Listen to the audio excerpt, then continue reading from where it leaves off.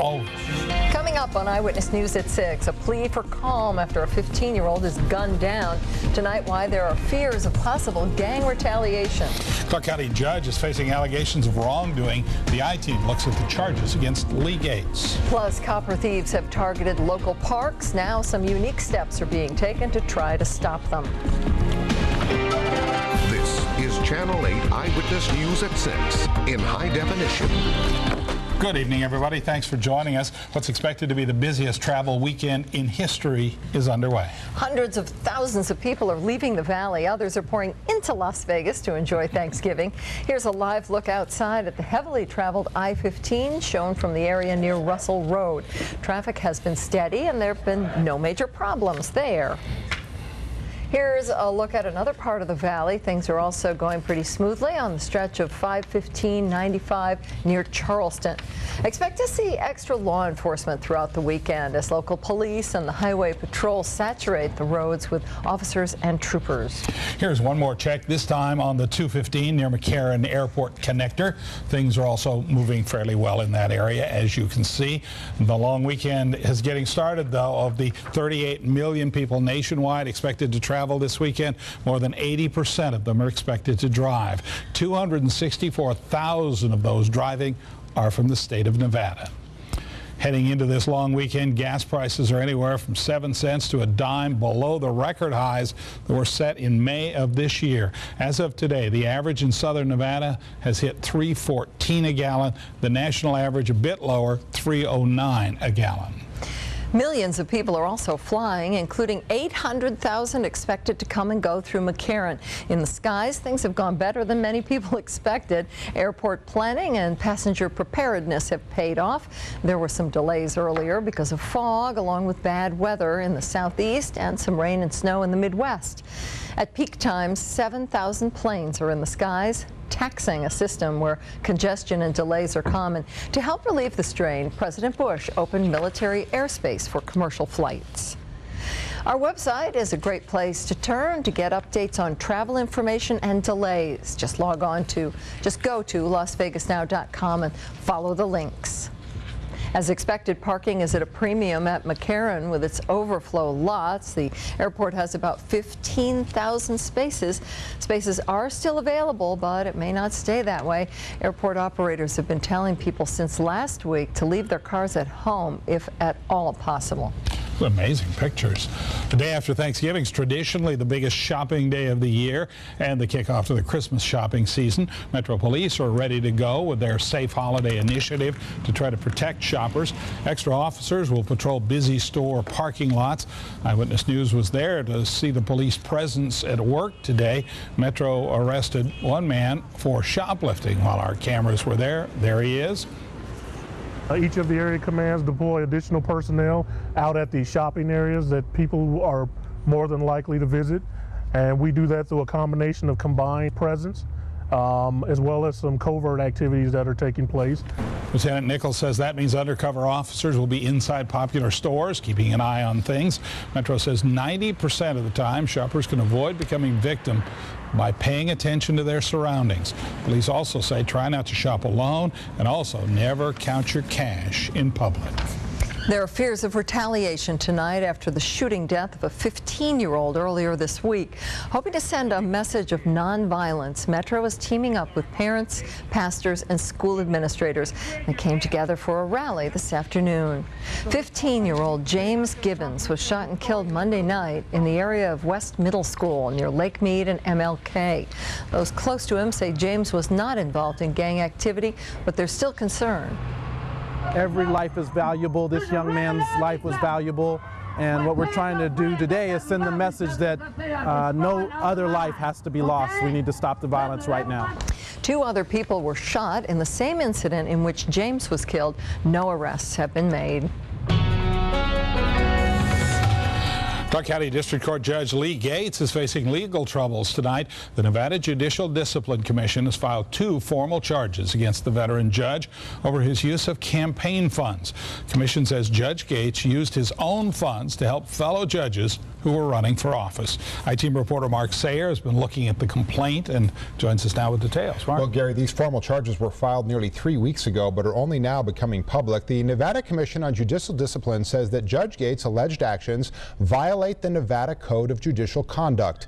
Judge Gates was first appointed to the bench in 1991. The charges allege Judge Gates used leftover campaign funds to donate $5,000 each to the 2004 campaigns of Judges Karen Bennett Herron and Michael Douglas. Judge Douglas, of course, was elected to the Supreme Court.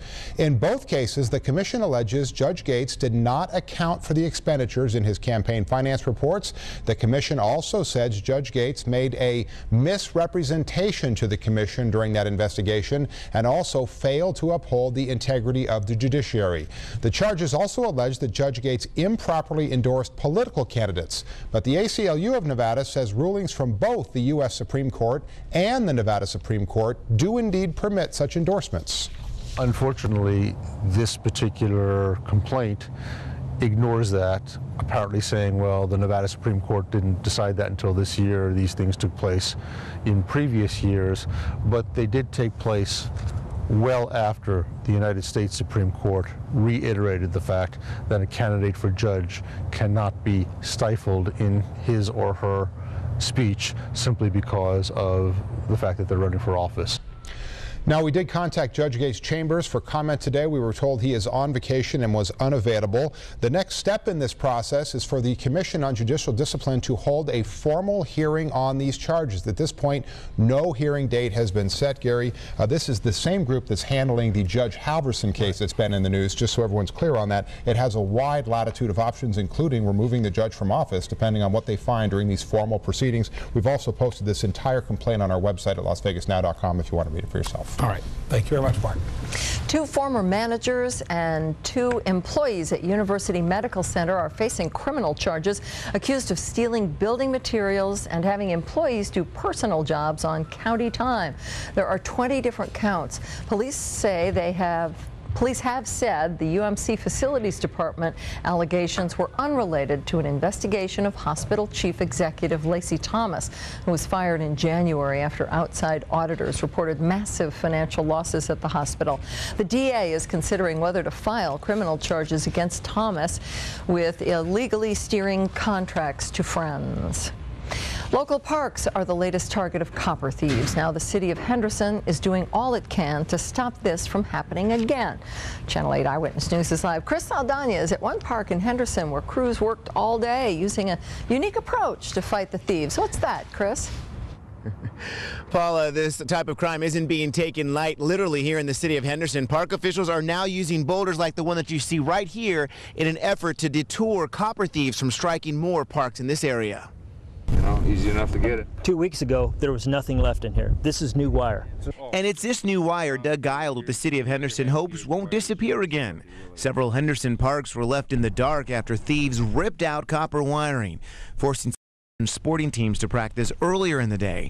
But so far, nothing has been canceled because of the quick thinking of park officials. After the wire has been repaired and replaced, what we're doing is we're coming back after it's replaced and placing large boulders on top of the electrical valve boxes. It's a deterrent. It's kind of to put the fire out because we've had so much problem in the last 3 weeks. Landscaping crews have been hired by the city of Henderson to stop thieves from vandalizing parks. The landscapers have already been at 3 parks this week, placing these giant boulders on top of electrical boxes. It's going to take a lot to move this. How much would you say they weigh? This one probably is 3 tons. Guile explains how this bold idea came about. One of our electricians came up with it. He goes, hey, just out of the blue in one of our meetings, hey, what about large boulders? That should deter them enough to maybe stop. And these thefts have been expensive. In the last 3 weeks, we've spent probably $15,000 replacing wire at about 9 sites. So $15,000 in 3 weeks. But Guile says it's worth it to make sure the kids and all park users don't miss out. The disappointment of the kids. Yeah. I don't want them to be disappointed that they've missed games.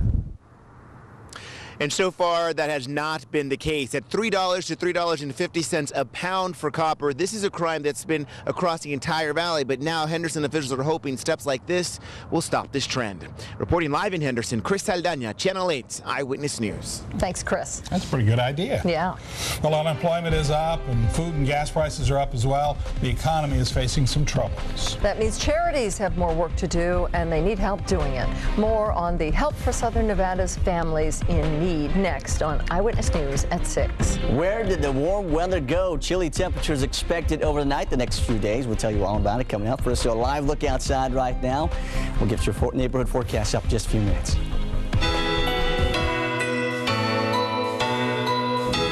Hi, I'm Major Kurt Taylor, chaplain at Maathuis Air Base in Kyrgyzstan. Hello to everyone in Las Vegas, especially my mom and dad, Al and Rachel Taylor, my sister Kim, all the Marshes and Harmses in Los Prados. Merry Christmas. God bless you all. We'll be home soon. This portion of Eyewitness News in HD is brought to you by Jerry Massini. Dealing with diabetes brought to you by Silver State Schools Credit Union, Desert Springs Hospital, and Novo Nordisk.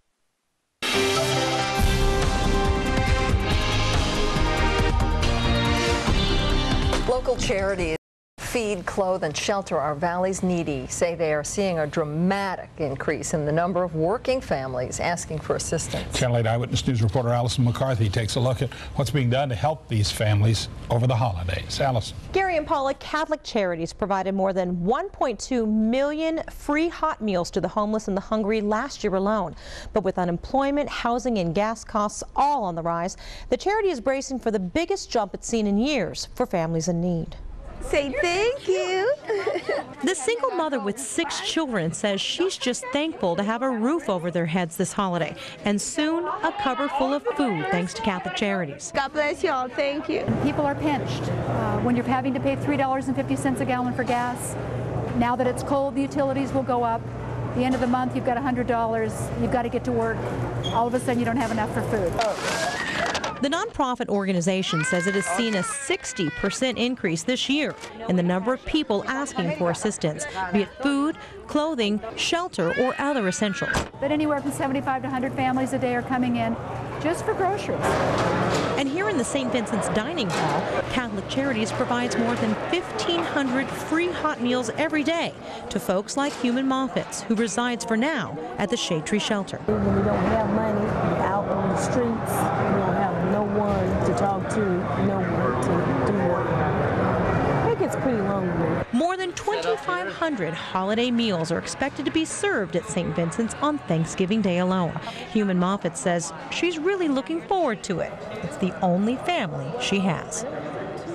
St. Vincent's will be serving turkey with all the trimmings all day long tomorrow, starting at 10 a.m. Catholic Charities also reminds us the need to feed the hungry goes well beyond Thanksgiving Day. Gary. Oh, man. It's a good thought. Thank you, Allison. Thank you. Well, it's no holiday for the Runnin' Rebels today. They're battling one of the nation's top college basketball teams right now. Usual routines are often thrown off during the holidays. That can be dangerous, especially for diabetics who have to keep close watch of their blood sugar levels. Plus, the Thanksgiving cool down has started. Florendo will have the blustery details and neighborhood weather coming up.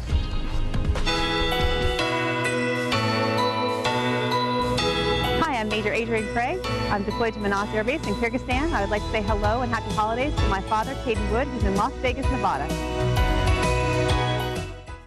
Neighborhood weather on Eyewitness News in HD is brought to you by Sunburst Shutters. Coming up Thanksgiving morning, it's a cool at school that'll melt your heart as some special needs kids get a chance to be like everybody else. Plus, those in need will have a happier holiday thanks to some Las Vegas volunteers. We start at 5. Come see us. This portion of Eyewitness News in HD is brought to you by Discount Tire. Time to check on the weather on this Thanksgiving Eve, although we're all going to be inside tomorrow eating, probably watching television, watching football and all that. Well, you better. It's going to be cold, that's for sure. And the evening hours in the 30s especially. Outside right now, we've got a few clouds overhead, not a lot. The winds are starting to die down too, thankfully. And tomorrow, I think those winds will be out of here, but they'll be back on Friday for sure. Here's a live look outside right now. The stratosphere, your numbers outside, mid-50s all across Las Vegas, 51 for Fort Apache and 57 for Mount Vista and Russell, meaning tonight it's going to be a chilly one. 50 for Searchlight, 49 for Mesquite. Here's our highs today. Remember yesterday we were at 76. 61 was it for Mountain Vista and Russell, 67 downriver in Laughlin. Your official high at McCarran today, 59 degrees. Below average now, 63 is our normal, 47 overnight for our low. Still warm in Phoenix, but look at this chilly weather here in the nation's midsection here. 24 in Bismarck, the Delmarva in D.C., 64 degrees. Miami coming in at 76 for a high for the day today. What happened after some warm weather yesterday?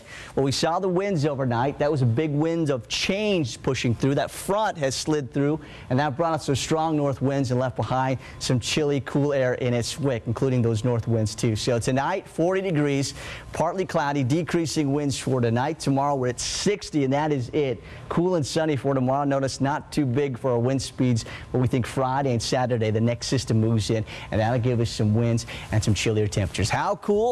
Take a look at the highs for Friday and Saturday. Mid-50s overnight, in the upper 30s, but will be milder next week, back in the mid-60s, mostly sunny. I know that's just a cartoon turkey, but still salivating seeing that. Yeah, seeing it. Steaming. Favorite food. Absolutely. Thanks, Dad. Sure. The holidays for many of us bring about a change in routine, eating at different times and not watching the clock as closely as we normally do. For a diabetic, though, it can be all too easy to lose track of blood sugar levels. In this week's Dealing with Diabetes report, a local physician tells us the resulting symptoms can mimic intoxication.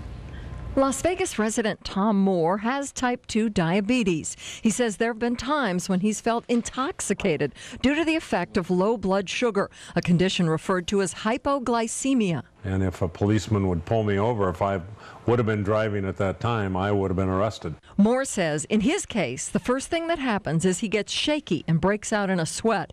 He also gets extremely hungry. Soon after that, his speech becomes slurred. I've been told by my son that when I talk to him, when I'm in low sugar, that I sound like I'm drunk. At Valley Hospital, emergency physician Jeff Davidson frequently sees patients in a state of hypoglycemia. He says the symptoms mimic both drunkenness and signs of stroke. The first thing the patient will notice is they get lightheaded, dizzy, and in a sense they're going to pass out. They can also feel like their heart's racing. They can also get very sweaty. And these are all very early symptoms of low blood sugar. Fortunately, hypoglycemia is easily treated when it's recognized. At home, we tell the patients try and ingest some sugar, whether that's in liquid form such as a soda pop or some orange juice or even a piece of candy. Moore always carries two things that may come in handy. First, glucose tablets that come 10 to a roll, and there have been times when he's needed all 10. Moore also wears a medical ID bracelet. This is very helpful to the system. It notifies us right away of your medical illness. It helps us to help you very quickly. Hypoglycemia can also occur during sleep, resulting in nightmares and heavy sweating. We have more on this subject at our online diabetes resource center at lasvegasnow.com. Lots of stuff there. It's a big night out at UNLV. The Runnin' Rebels are taking on the Louisville Cardinals, one of the top teams in college basketball. Chris Maathuis is at the Thomas and Mack Center. Chris. Well, thank you very much. Yeah, one of the top teams in the country, the 6th-ranked Louisville Cardinals, playing right now with the Rebels. But how about the student body? Do they really care? We'll come back and check that out right here on Channel 8. Now, Channel 8 Eyewitness Sports with Chris Maathuis. All right, thank you very much, and welcome back to the Thomas and Mack Center. We're right now in the first half, UNLV and Louisville underway, and the Cardinals have the 9-6 lead on top of UNLV. Seems like it was ages ago when Rick Pitino was being courted by UNLV to come coach here. He's already been at Louisville now for 7 years, but when the Cardinals come to town as a 6th-ranked team in the country, you know it's a big, big game. And of course, the fans, you can kind of feel the electricity inside the Thomas and Mack tonight. Of course, it is big, very big game, because really, unfortunately, though, for many of the students, it was overlooked by lots of these UNLV students. Now, what gets you excited about this game? Louisville's a good team. The student body on campus should be exploding with excitement. The last time the Runnin' Rebs hosted a top 10 team, many of these students were in middle school. But apparently something somewhere at some time went wrong. UNLV has a game tonight, the Runnin' Rebels. Who are they playing? Oh, God, we have no idea. I don't know. You don't like basketball? No, I just sang the national anthem, and that was it for me. Who are they playing?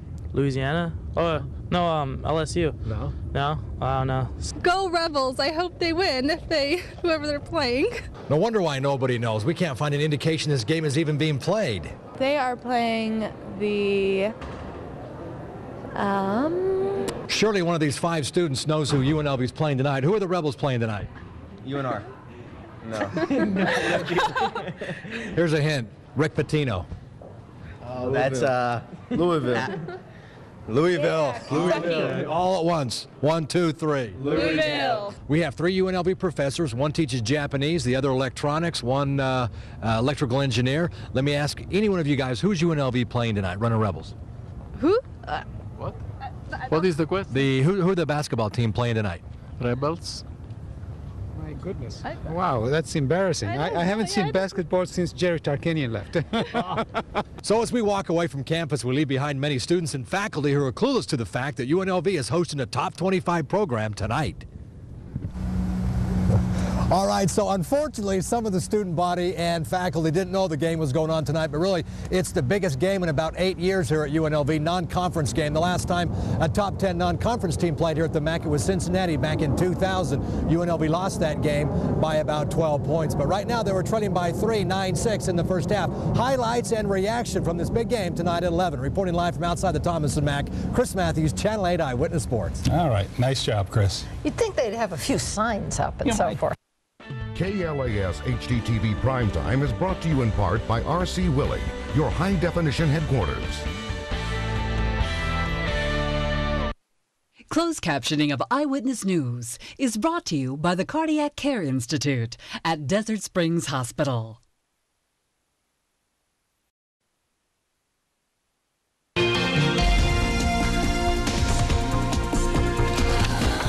Drivers in Louisiana learned that obeying traffic laws can pay off. Police set up a checkpoint to make sure that drivers had their children all properly buckled up and restrained in the car. Instead of writing tickets for those breaking the rules, though, they gave out turkeys to those obeying them. The officers have more of these checkpoints planned with restaurant coupons and groceries on their list of rewards.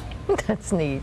Here's a look at what we're working on for you tonight at 11. Loved ones overseas for the holidays, we're there as one family makes sure their troops know they are missed, and how one local company is making it all possible.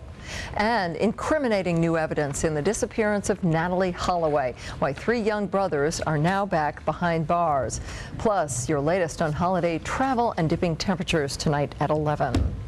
That's it for Eyewitness News on this Thanksgiving Eve. Thanks for being with us tonight for Eyewitness News at 6. Enjoy your Thanksgiving, and if you're still up, join us at 11.